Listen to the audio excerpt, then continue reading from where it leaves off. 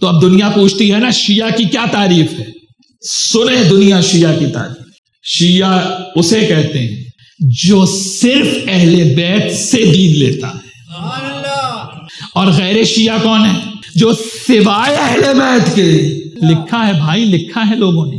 میرے پورے میرے خطابات، میرے ویڈیوز موجود ہیں سوشل میڈیا پہ، جس میں میں نے حوالوں سے بتایا ہے کہ کہنے والوں نے یہ کہا ہے کہ ہم اہل بیت سے دین لینا نہیں چاہتے.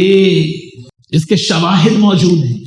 پھر آپ کہتے ہیں اتحاد صرف حدیث ثقلین پر ہے. اور تھامنا ہے انکنڈیشنل اوبیڈینس. کنڈیشنل نہیں ہے. کیا نبی نے یہ کہا کہ جب اہل بیت حق کی بات کہیں تو ماننا؟ نبی نے کنڈیشنل کہا ہے یا انکنڈیشنل؟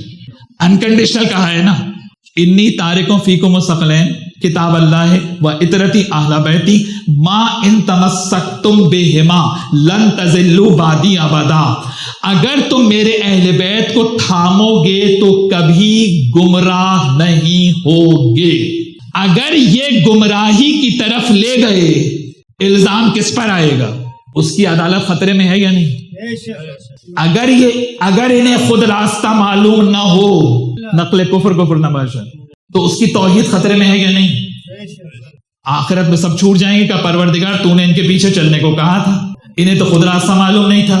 اس کا معنی یہ ہے کہ اللہ جس کی انکنڈیشنل اوبیڈینس کا حکم دے، لازم ہے کہ وہ شخصیت معصوم ہو، ورنہ اللہ حکم دے ہی نہیں سکتا. اس کا معنی ہے کہ جن کو تھامنے کا حکم دیا ہے ان کی انفیلیبلٹی ثابت ہے یا نہیں؟ اب دنیا آپ سے سوال کرتی ہے کہ رسول کے بعد آپ کے ائمہ اہل بیت کی عصمت پر دلیل کہاں ہے؟ تو اس کا جواب کیا ہے؟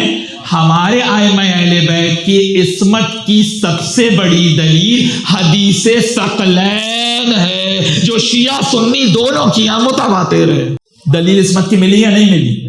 کہا کہ جو ان کو تھامے گا، صرف ماننا نہیں ہے، تھامنا ہے.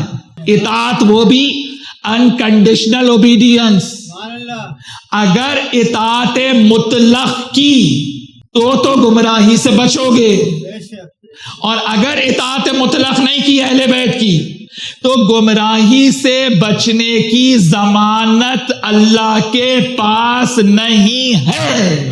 یعنی جو زندگی میں یہ اطمینان چاہتا ہے کہ میں بچ گیا گمراہی سے، وہ شکر کرتا ہے، کیونکہ اسے یقین ہوتا ہے کہ میں حق پر قائم ہوں، میں ان کے راستے پر قائم ہوں کہ جن پر اللہ نے انعام کیا ہے.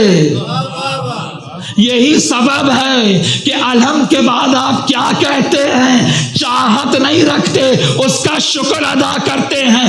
الحمدللہ رب العالمین، اللہ کا حمد ہے جس کے صراط کے ماننے والوں پر قائم. تو یہ حدیث ثقلین کیا ہے؟ دلیل عصمت اہل بیت علیہم السلام.